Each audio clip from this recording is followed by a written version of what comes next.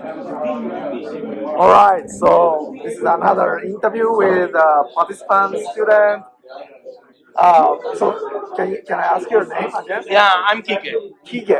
Quique. Quique. Yeah, Okay. that one. And what's your last name? Velasco. Quique Velasco. Velasco. Velasco. Yeah. Where are you from originally? I'm from Spain, Alicante. Spain. Yeah. And you're? Romy Romy? Beaute. Romy Beaute. Yeah. Okay. So you are from France, right? I'm from the Basque country, but I'm currently in Paris. Okay. So both of you asked lots of good questions throughout the course, and I wanted to ask your opinion about the summer school, what you liked most, and also what you expected, and what was unexpected, or what you request, or what would have been.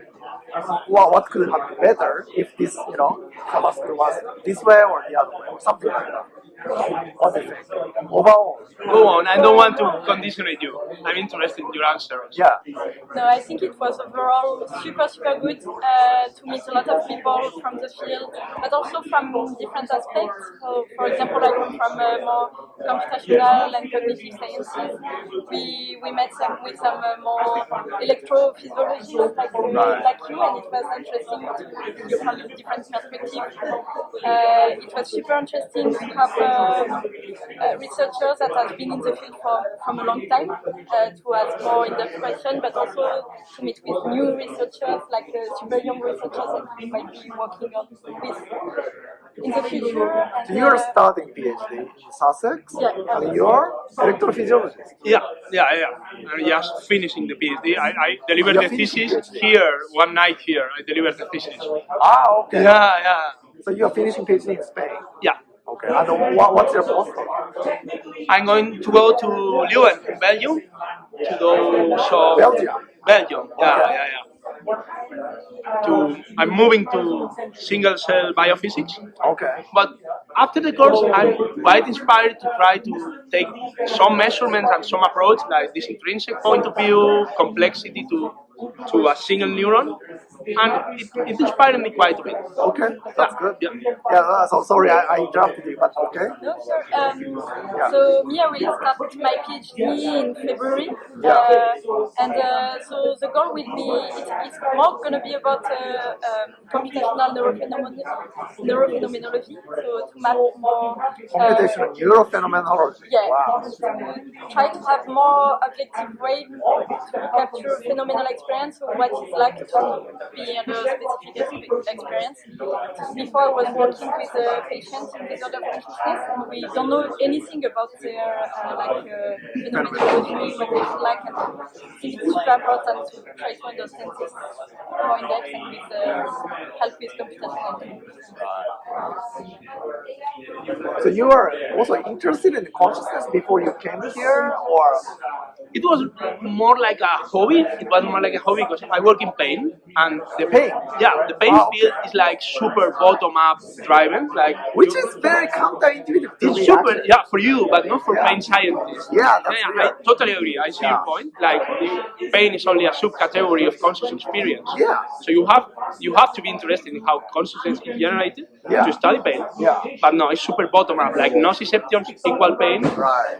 But also from the point of view of patients, something is hurting, so something has to be damaged in the tissue. That is not always the case. Yeah.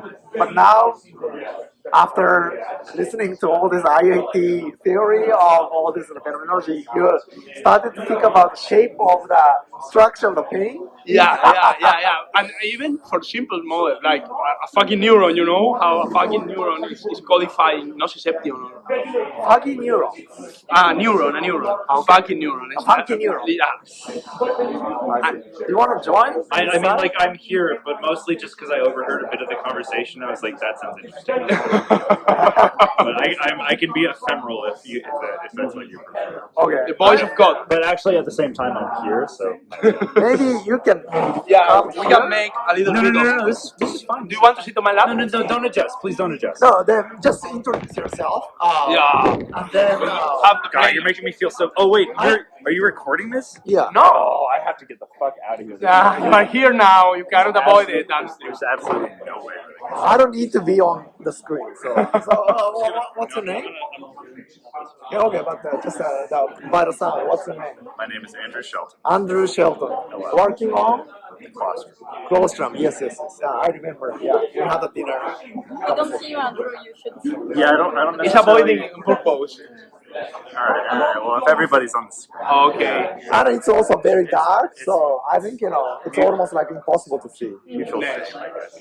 Yeah, and I was asking, those two, what you liked about this, summer school, what you didn't, or what you expected and what you unexpected, or what could have been done better, or I mean, I'm sure Quique probably spoke to this point quite a bit, but like as an electrophysiologist, I found this course extremely illuminating to what the translatability of basic animal research is, right? Like how basic animal research can inform experiments in clinical neurophysiology, which I think is like hugely important, right? Also, the point that you need theory to make the experiments. You cannot simply go on with them. I think this is another point that I was also illuminated by this course, is I think that the virtuous cycle of theory informing research in neuroscience is a little disjointed in the sense that like there are clearly two worlds that we're operating under. There is the basic neurophysiology that is mostly instantiated in animal models to test circuits and everything like that, and that in itself has kind of formed like a closed loop, which is just testing circuits within animals. The translatability between that and actual human research is a little bit broken, Right. at least in my perspective. Right. And then, like, obviously, like, clinical studies, human neurophysiology is evolving in a way that, like, I think this course has shown me is completely independent of my research. And I think that's profound. I think that is something that, like, the field generally needs to think about, or if it's unreconcilable, then, like, it's two fields, right? Yeah, but I think that I had a little bit of conversation before this, before you guys. First of the interview was with Abby and Mihal. And Mihal was kind of implying that maybe there was a strong selection on the participants. Yeah. And I wasn't sure whether there was a. In which sense? So probably this is my conjecture. I can ask Julio at some point, but probably they selected preferentially the guys like you guys, who work on electrophysiology. Well, I think that they need us in the field to squint. Like, Exactly. we need to be here to be like, how does that work in the meat? Like, where does that go in the brain? I mean, if you go to the consciousness conference like ASSC, right? Yeah. Then the proportion of the participants is roughly like 30% philosophers, 30% or even 40% psychologists. Yeah, and then 30% or 20% neuroscientists, and the rest of the 10% is other. So if you go there, the presentation is, mine is more like, ASSC type. Sure. But most of the speakers here, like Parvizi or Abiu is also like ASSC type, right? Yeah. But Isaac Fried wouldn't come to ASSC. Yeah. Yeah, so I think but Julio and Christoph always thought that at the level of neuron is a very hardcore and very difficult to do, but most relevant, right? But psychophysics, psychology, and philosophy is easier to do things and then talk about it, right? So if you let it for free, this field is dominated by this provocative person who doesn't do anything. I was not expecting that at all. Yeah, it's surprising for me. Yeah, so, but you guys actually don't talk about consciousness, although you are doing a thing, which is extremely important, right? So, It's disconnected, yeah, disconnect is mutual. Something super important and interesting that we have seen during this week is that we actually need to know more about these kind of things, but also about memory mechanisms, because it's directly related to consciousness. If Yeah. we want to study consciousness and not attention or Yeah. memory or Yeah. other things, we need to understand also how it works at different levels, Yeah. including micro, Yeah. but also the mechanism of memory Yeah. and Yeah. other things. I think jumping off of that point, I was interested but unsurprised that in like certain intervals, Christoph would be like, "How is this affecting neural cell types?" Right? Right. I mean, he obviously has an interest in doing that because he's at the Allen Institute, which is doing this type of research. But I do think that is something that gets lost. Like, you can't really have theories like IIT work if you remove all of the inhibitory neurons in the brain, right? And that's like massively important, whether it's the prefrontal cortex or the posterior cortex. Like, you need to have those cell types in the brain, and they need to be accounted for. No, it's like analogous when there was like the cognitive revolution, kind of, where we were joining philosophy, computational sciences. Now we also need to include like physio and like a lot of different. Yeah, the biological substrate. Yeah, it's so related. Maybe your voice is soft, so you can speak to here. Yeah. Right? If you talk to that, maybe not catch it.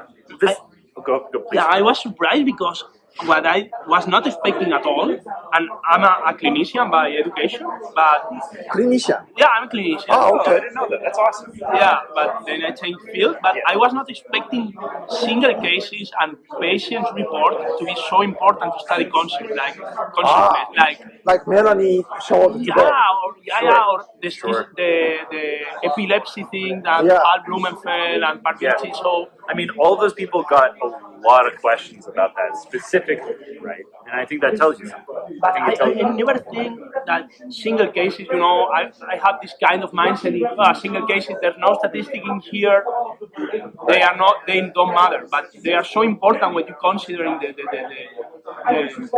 core structure of what is needed for consciousness, I was not expecting that at all. Right. To Well, be here. I think is like jumping, like springboarding off of that as a yes and. What I think is interesting is like most of our metrics for like what is a conscious system are very anthropocentric, in the sense that like if we are trying to like assess like consciousness as like a phenomenon among beings that possess brains. Next to you. Maybe wait. Yeah. Actually, this is a perfect. He should be in my seat right now. But like, if consciousness is like a phenomenon that may be possessed by any being that contains a brain, then like we should be using the same measures that we're using in people as like in animals as well. And like PCI should be like something that we should apply to like rodent models. Yeah. Right? In the same way that Arena presented yesterday. And you were raising a super interesting question just before, saying that we should also define consciousness with ethical concerns. Yeah. We can actually target what is important for strong Yeah. ethical concerns. Exactly. Like the point that I raised earlier that you're bringing up is that like if a system is wholly undifferentiable from ordinary consciousness that we might perceive, that should in no way inform our opinions about how we interact with that system. Right? If it is indistinguishable from ordinary consciousness, then morally we are obligated to act as if that system is conscious. Right? Because you are an extinction observator of that system. Right, exactly. Like we are in no position to assess its qualia unless we have some objective measure of what qualia is. Probably you don't have any time or any opportunity to talk about the quality of animals in the neuroscience conference usually. Yeah, no. Right. Qualia is not a word used in a neuroscience conference. I think like the easiest access through this, and this might be like a really controversial opinion, but I think the easiest access to qualia in animals is through sleep. Especially if we like, again, this will be a controversial opinion, but like the one state of being that we can really identify among animals and humans is wakefulness versus sleep. And so if we can identify dreaming as a state in animals, like some objective measure of dreaming, then like I think that there might be something. How animals dream, like. Well, I mean, like for example, take take like place cells, for example. Right. If you train a rat to like run through a maze, like in its mind while it's sleeping, it will rehearse the You know format they of- are thinking about the labyrinth. Right, Yeah. exactly. Does that qualify? Does that qualify as dreaming? Does that not? That's a remain like an open question. But if it does qualify as dreaming, in the same way that like we rehearse previously experienced experiences in dreams, then that's huge. That opens. Something we talked a lot about, like before going to the systems or animals, we talked a lot about how we experience things differently, even in humans, and we are not even aware of this. So before going to different states and animal and species and machines, we need also to understand viability between us. Right. Also, That's a fantastically. That's important. But so that's actually what I was thinking. What? Like Yeah. 15 years ago, when I was thinking about doing a postdoc, even either in rat physiology with Matt Wilson. Yeah. Do you know Matt Wilson? Yeah. In MIT, or Thanos Siapas, who joined Caltech at the time, or work with Ralph Adolphs, who was one of the speakers here for my postdoc. And I was actually thinking about those things. And if I were to work with Thanos or Matt Wilson, I was going to do that. Because Cool. there, Cool. Matt Wilson actually reported you have- replay of the, I want to dig into it a little bit. yeah. Like this is Place not important. stem cells. But did you have like an experimental paradigm that you were planning on like using to investigate that? Because I'm actually super curious. That's really cool. I might have thought about it, but now I don't remember. Or my idea was just not That's there. fine. That's fine. But the That's amazing. idea of this REM sleep replay was just fantastic. They published it like 2002 or something like that. But Yeah. the problem at that time, which eventually expelled me from that direction, was that when I talked about this kind of idea to both Thanos and so Matt Wilson, they were like oh yeah, you could potentially interpret that as something like a This is yeah, a postdoc really. position or a PhD? Yeah, a postdoc position. Right. Okay. I was finishing PhD with Crystal, and I'm thinking Right, about the right, postdoc, right. Then, they were very, very, very conservative. And as you know, electrophysiologists are very conservative. Yeah. Because what works, and you have to maintain it like that. It's difficult to develop something At new. the moment when you speak dream, for example, as a physiologist, you're dead, right? But if you can talk about sleep, Yeah. that's the problem. Well, what it strikes me is that like what is really limiting consciousness research right now is the lack of any industrial scale investigation. What do you mean with that? Well, personally, it seems like a lot of progress could be made in this particular domain if it wasn't for the fact that individual researchers weren't limited by a grant cycle, and that like really like what all of our conversations about different types of research comes down to is money. Like, where's the money coming from? How long can you actually do that research for? Like, what is the eventual output?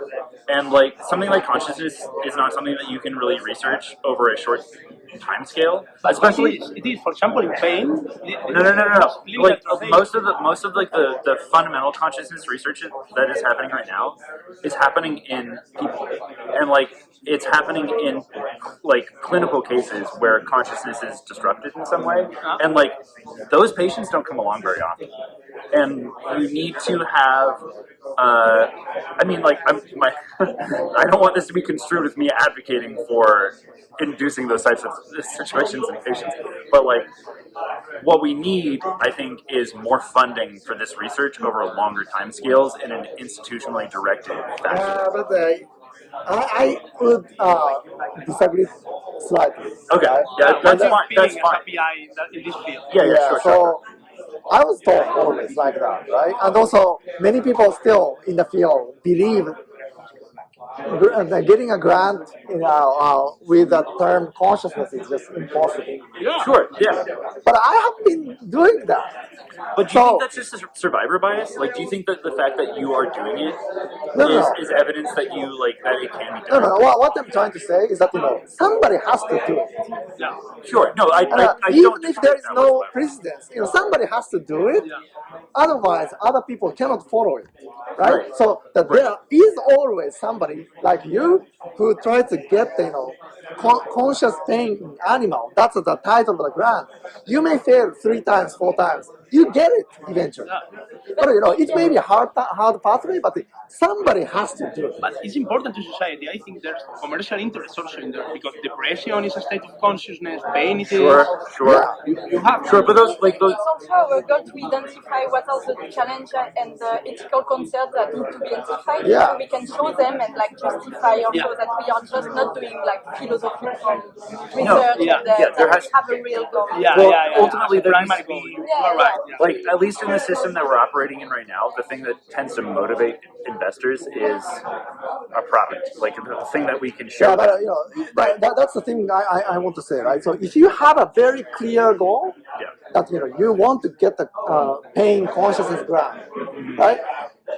First time you may fail, and the second time you may fail, but if you have a clear goal, then there's a way to get there by collaborating with a philosopher or consulting with a clinician, and all these things can be actually done. But my point is, like, Wait. please. So the short, easy kind of traditional pathway to get there may not be, obvious. But collaborating with somebody and finding some pathway to get there is always there. Yeah, the Don't obvious give pathway up. is not the main Sure. pathway. No, Don't I give up. agree with that. That's a very And amazing once again, advice. it's why No. it was so important to join people from different fields, so we can understand what are the goals also from different fields, Yeah. and understand all the concerns and challenges. Yeah. Well, okay, so like the thing that like I perceive to be a major problem for the consciousness field right now is the fact that there is no cogent direction in any direction, right? Like you have IIT, you have GNW, like you have all these like different ideas about like where to go, and some of them are testable and some of them are not. And like if you had like a much larger scale project Like the adversarial collaboration. that's actually a really good point. Like the adversarial collaborations are an excellent way to Super test funded, ideas, right? also super funded. Yeah. Right, exactly. Yeah. But like, we can't be relying on individual labs to be securing grants because like this is too important of a question to leave up to like one lab or like even like a dozen labs. I wouldn't say that that's not necessarily the case. There can be many things that can be done at different scales, and also That's my point. Is like, is it scalable? Like, is this a scalable question that we could just solve with like another like Karolinska or Alanus? Yeah, but I started a little bit critical about ASSC cloud, right? Like, Sure. Yeah. many philosophers, many psychologists, many cognitive neuroscience over there, but they are mostly operating at the level of the individual lab. And what they do usually is to get the grants or support by declaring that I'm going to study attention, or I'm going to study memory, I'm going to study emotion, which is the easier pathway to that, but It's related with. is related, and then more manipulate, let's say, visibility of the emotional phase, and then that's sort of like consciousness study that which they wanted to do, and then they do that, or attention and memory and so on.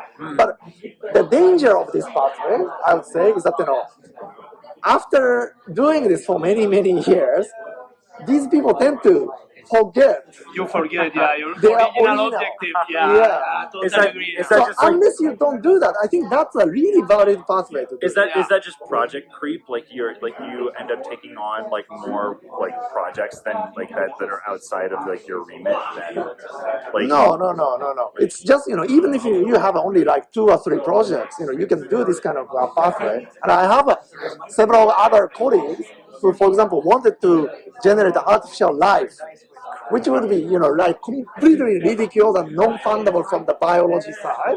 But if you sell it as a regenerative science or cancer science or things like that, he gets a lot of funding. But with this funding, what he wants to do is eventually artificial life. Yeah. No, This kind of thing happens all the other fields actually. Yeah. Consciousness is not the special thing. Yeah, That's totally. that's my impression when I talk with other people in the Sure. field. Now, I'm super curious. I could make you a question. Yeah. What's your opinion on the course? Because you are in a different point of view than us. What's your opinion on what has been summer school? That's an excellent question. I'd actually be really interested. So you more or less like this course, but what did you have any kind of program overall, or did you have any? No, my expectation? man. Yeah. You don't get to sidestep that question. Yeah. Like he just asked you a direct question about what you thought about this What course. you thought about the course? The same question you make to us. You're welcome to edit this out in the All right, final yeah, version, no, but, that's like, fine. I want to hear. Okay, your then my so I've been always thinking throughout the course that what I would do if I were the organizer of the course. Yeah. Because I want to organize some summer school in the future. As a participant, I'm very interested in the answer to this question. Yeah. So one thing is that many people probably said that the course was too intense.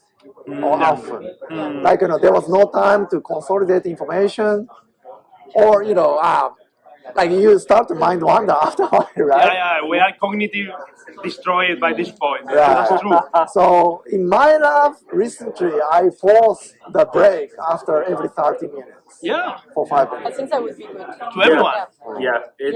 I think that's definitely Because, true. I have this impression of have like a wave of huge wave of information, but then you cannot consolidate Yeah. everything, Yeah. right? You Yeah. find yourself getting sleepy. Yeah. I don't know. I mean, at least I do. Yeah. I mean, I can. even if you don't become sleepy, definitely it's objectively, because we are cognitive science, so you know that, Yeah. the Yeah, behavioral, yeah. effects of, you just can't focus longer than, 20 minutes, 30 minutes, right? Right. So I would ask, ring the bell, for example, every 30 minutes, and then force 5 minute break and come back, right? Yeah, and then yeah. after 90 minutes, there will be a 20 minutes break, and then we'll come back. That's something fun, right? And another thing is that pre-course material distribution. Yes. Thank you. were- That is something that I would have. We were studying like 4 months for the course, Sergio and me, with week reading club sessions. Oh, really? Yeah, we were. But we You were and Peter? Or and who? Sergio, the other Spanish guy. Ah, okay. I see. But we were expecting like some totally theoretically oriented course, so we only prepared like IIT and other theories of consciousness, and then we got there and neural correlate of consciousness. Yeah. For what I'm prepared, because I'm an electrophysiologist, Yeah. but I was not expecting that. Yeah, Maybe a yeah, little bit yeah. of disclosure on that. Yeah, because all the speakers here have hundreds of thousands of papers. Yeah, so yeah. you can't really find the most relevant papers, right? Right. And also something like I think we are still pretty new in the field. Right. Something there are some super basic questions. Yeah. Like personally, I don't. I feel a bit ashamed to ask. Like for Yeah. example, I asked Julio Yeah. later, what's the difference between qualia, subjective experience, and phenomenology? But that's for me, important, for actually. me, it's just the same. It's answering what it is like. Right. But there are some other theories that says, for example, there is no such thing as qualia. So, Yeah. like I really need to understand the basic thing to Right, be right. able to understand the rest. And I was so grateful that sometimes you were asking some super basic questions. But like I'm sure you was really not the only one to ask this. No, you have a question. At least one people in the room is Yeah, thinking right. about the same question. But because it was quite high level, so you feel a bit ashamed maybe to ask like basic questions. And I think it's also important for us to But understand the rest. to defend, to be on the defending side of the speakers, right? Most of the speakers who had the 3 hours, time, were pretty generous in taking all the questions pretty much. Yeah. They were, and that was And they- absolutely fantastic. And they have prepared the 3 hours of content. Yeah. For sure. One thing that I could say though is that like if all of us had read about IIT beforehand, it would have saved Julio so much time. Like he would have like headed off so many questions if To we some like extent, had I done agree. if that And to some extent, why not? Yes, and not Yeah. because the adversarial usually like it's really common that they disagree because they didn't really understand what's behind because they have their own interpretation of the Right, theory. right, right. So it's also super good to hear Julio talking Yeah, about that's from true. the beginning, Yeah, so we yeah, have a yeah. real understanding of Yeah, the thing, yeah. and not closing our minds at the first. Exactly. That does bring me to like one critique of this course that I have. Okay. And it is that I would have really appreciated to hear another significant representation of consciousness other than IIT. Like, and granted, like Julio's presence is huge, and like the time that we get to have with him is incredible. Yeah. And like I appreciate all of the contributions that he's given to this course. But like, you know, there are other opinions of what consciousness is. Yeah. And I think having a better representation would be helpful. And I think that it would actually help the field overall generally. Yeah. Because from my understanding, my limited understanding, is that the field itself is quite tribal in the sense that we tend to lump ourselves into like one of, you know, several groups of consciousness researchers, quote unquote, and we tend to view like our preferred version of consciousness through that lens. And this not only have a good consciousness. Right, no, that's exactly true. But if we come to a course like this, a priori having no opinion about like any theories of consciousness, and obviously like we're influenced by the theory that we hear, and so like I think that is something that I would like to see represented a little bit more in the future is other viewpoints. Okay, but that one I actually wanted to ask. So from the organizer point of view, Yeah. because I have had some kind of experience with different types of summer school. I know it's very important to select the speakers who are, in a Yes. sense, open-minded, right? Yeah. Like, Lucia was talking about adversarial collaboration. I think that there's a happy medium between those two viewpoints. Like, I think that, like, a viewpoint unchallenged is one that only solidifies itself, whereas a constantly challenged viewpoint is one that never has the opportunity to do so.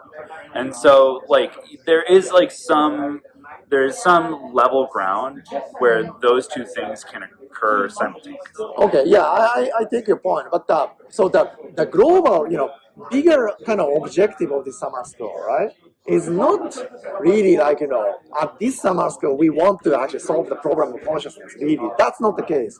The reason why you guys are selected is to see the, kind of, ideas, also openness, to collaborate with the psychologists and the philosophers and the cognitive scientists as a neurophysiologist to promote the science of consciousness, right?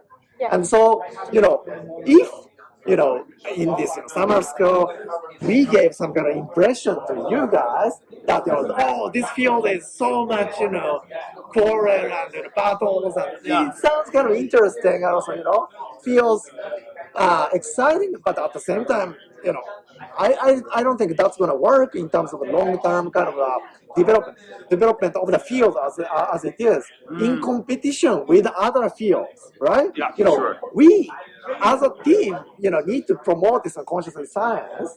So we need people who can do this kind of collaborative and also, mutually. I have one note and one question about this. So the note is that instead of doing, for example, a lecture about IITs and a lecture about global workspace, what would be more fruitful and super important would be to have someone like Lucia Meloni to have a more agnostic point of view and doing the parallelism. Okay, global workspace is this, IIT says this, so they converge on this point, but they diverge on this point. I think it would be more fruitful.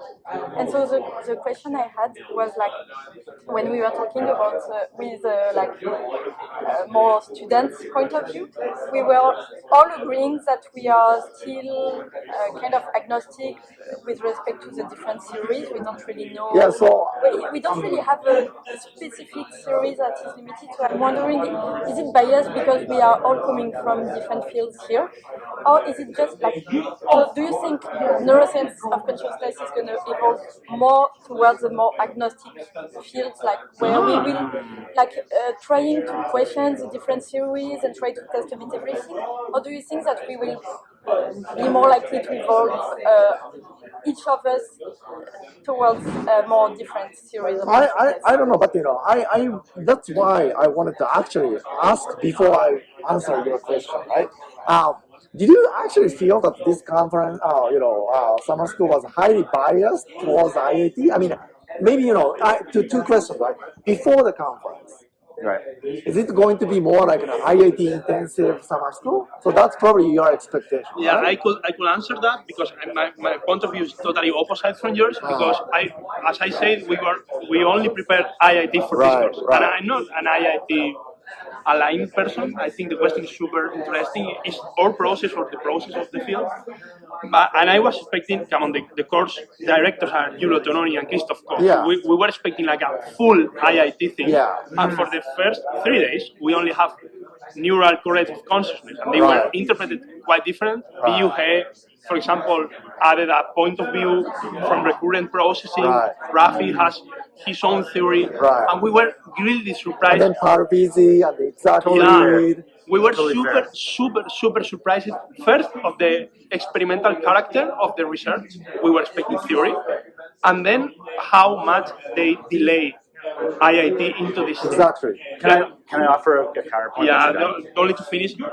I think Julio, on purpose,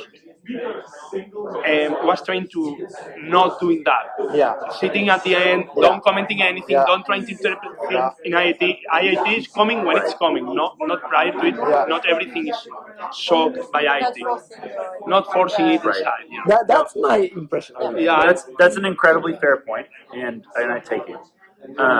I think a counterpoint that I might offer is that none of those researchers were offering a specific view of a specific theory. no, only implicitly in that data Right. analysis. They were presenting basic research Yeah. that could be interpreted one way or the other. but not the Which- theories itself. Right, exactly. Not the theory itself. Whereas, like, there was an Fair, entire fair. day that was devoted only to IIT, and then, like, our last day today was only based on interpretations Yeah, of hours I of fully IIT. agree with you, but still I feel like there is still a bit coloration of IIT, Yeah, for example, it was. because I feel like there is still a maybe slight fair, I don't know, but confirmation bias, for example, you show results saying, okay, so now you see that it's more like back regions that are activated, so it goes well with IIT, a bit more in this sense, not really showing the contrary, but It was funny, just showing an the observation, I don't know. Well, okay, so, like, for example, you brought up Fanis. Like, I think that his research was really, really good, and I think that his basic primary research could be offered through a theoretical lens that could be a whole day, right? But it wasn't, and that is more or less the position that I'm coming from. Is that like yes, other positions were offered, but not weighted appropriately. Yeah, In the same way. maybe we can wrap up this like it was indeed balanced towards IIT.